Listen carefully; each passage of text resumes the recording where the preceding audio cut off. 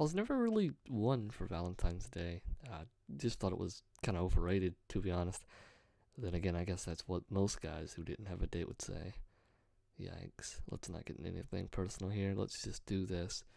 So I'm writing this here on Reddit today because this was very strange, and I still don't know what I can talk about because of the investigations going into it. But I'll do my best. So this happened last week, and it started at my high school.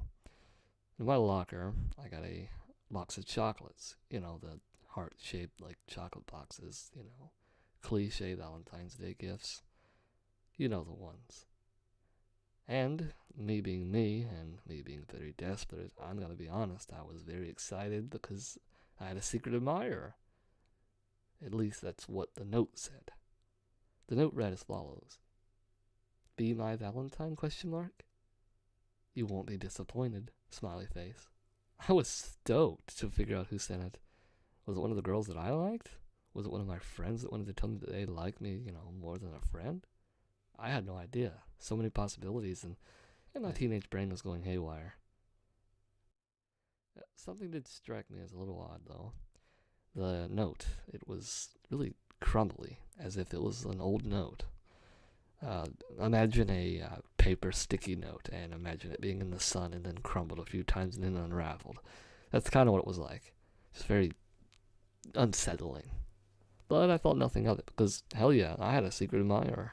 So, I ran home and told my friend Olivia. Bad idea. Very bad idea.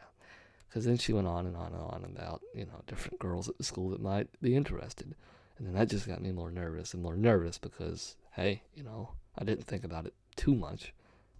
I told her I would figure it out myself, that I did appreciate her help, even though I might have been bending the truth there just a tiny bit.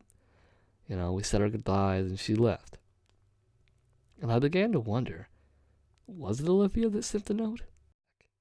Anyway, so I went over the note for at least 3 or 4 more hours before finally heading off to bed, dreaming of the possibilities.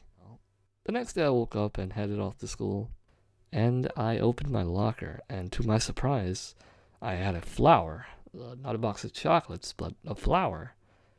Again, kind of going alongside the other items. The flower looked very old, dead even. But I had a note on the flower, and I read it, obviously excited. This note read a little bit more, how would you say, creepy? The note read as follows: "Would you like to be my Valentine? Yes or no? Circle now." I was confused, to say the least. I didn't understand it. I was looking around in hopes that someone was watching me, that way I could figure out who my secret admirer was. To no avail, though. I circled yes and put the note and the flower back in my locker, leaving my locker a little open. That way, maybe, hopefully, whoever did it would go to the locker and check the note. That way, I could check who my admirer was, or if this was a sick prank. The day went normally from there. School, more school, and finally went home. Finally getting home and getting worried because Valentine's Day was just around the corner, just a few days, in fact, away. I began wondering, would my secret admirer actually show him or herself? Before bed, I sent Olivia a few text messages saying, hey, hi, to no response, though, which was weird for her at least. The next day, when as most weekdays do, I did get up. I did have breakfast. I did get on the bus, and I did go to school. But, when the bus came to a stop at the school, there were police cars everywhere. And I mean everywhere. Around the building, at the side of the building, in front of the building. Everyone was freaking out on the bus. School was called off that day. No one was allowed in the building. We all got sent home. My mom got a phone call from Olivia's father, explaining the entire situation. Someone broke into Olivia's house. While she was asleep, they slit her throat. And then they cut her heart out with a steak knife. They left her lifeless body on her bed. Her father found her in the morning when she didn't get up.